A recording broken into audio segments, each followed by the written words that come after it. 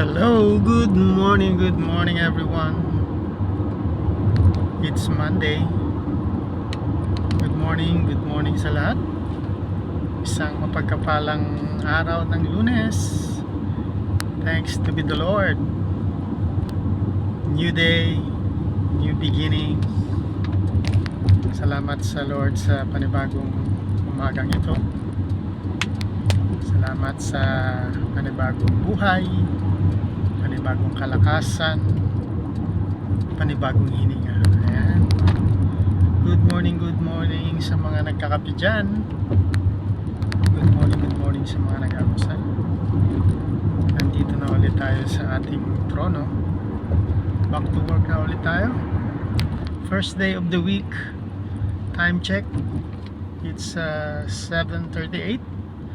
Ayan, kakadrop lang ng ating alaga sa eskwelahan.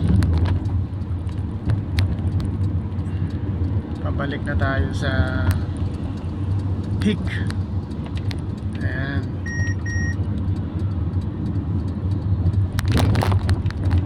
Isang mapagpalang araw sa bawat isa.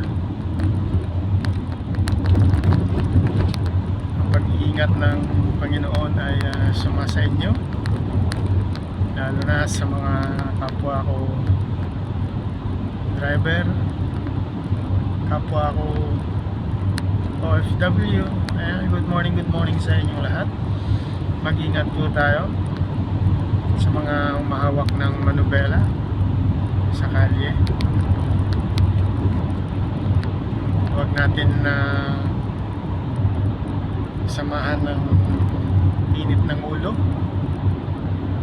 Yung maroon lang tayong ma-overtaken, maroon lang tayong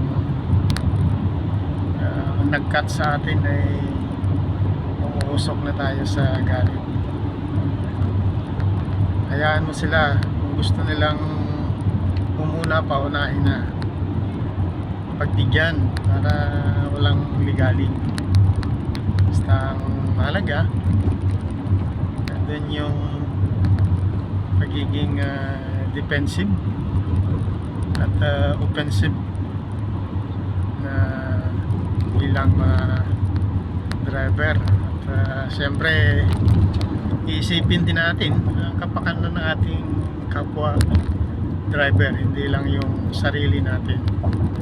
Marunong tayong magbigay, ika nga, at marunong tayong magbigay ng respeto.